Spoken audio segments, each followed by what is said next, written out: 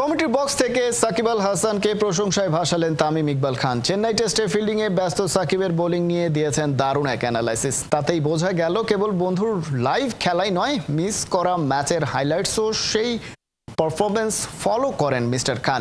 কি ছিল তার অ্যানালাইসিসে? সাকিবের ক্যারিয়ার নিয়েও ধারাভাষ্য কক্ষে বাকিদের কি জানালেন টাইগারদের সাবেক ওয়ানডে ক্যাপ্টেন, থাকছে রিপোর্টে।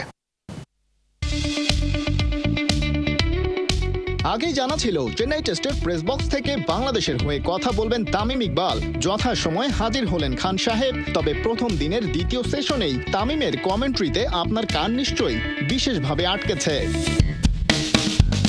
তামিম ইকবালের সঙ্গী ছিলেন সেই সময়ে বর্ষিয়ান কমেন্টেটর ও অ্যানালিস্ট হর্ষা ভোগলে এবং ভারতের সাবেক অধিনায়ক রবি শাস্ত্রী। আলোচনা শুরু হলো বাউন্ডারির ধারে ফিল্ডিংয়ে ব্যস্ত সাকিবকে নিয়ে। রবি শাস্ত্রী মনে করিয়ে দিলেন ভারতের বিপক্ষে এই ম্যাচ দিয়েই মোহাম্মদ রফিকের পর সবচেয়ে বেশি বয়সী টেস্ট ক্রিকেটার হয়েছেন সাকিব।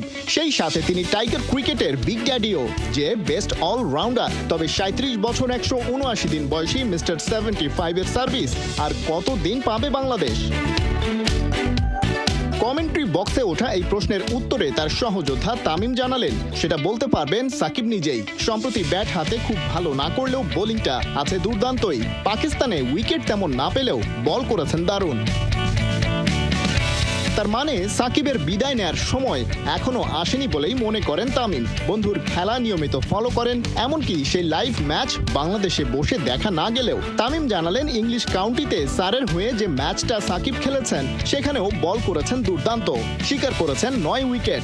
যে ভিডিওগুলো অ্যাভেলেবেল ছিল সেগুলোতে সাকিবের বোলিং দেখে দারুণ একটা ব্যাপার চোখে পড়েছে টাইগার ওপেনারের। তিনি বলেন সাকিব বলের গতি বাড়িয়েছেন, যেটা হতে পারে তার ক্যারিয়ারের জন্য বেশ গুরুত্বপূর্ণ।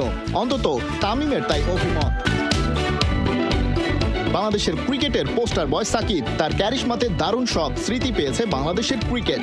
দেশের গণ্ডি পেরিয়ে হয়েছেন গ্লোবাল সুপারস্টার। ক্যারিয়ারের এই অন্তিম লগ্নেও সেরা পারফরমেন্সটাই দিয়ে চলেছেন। তার মেজাজ মর্জি যারা জানেন হয়তো বুঝবেন, ক্রিকেটকে হঠাৎ একদিন বিদায় জানিয়ে দেবেন সবার সেরা থাকা অবস্থাতেই। খালিদ জামিল, ৭১।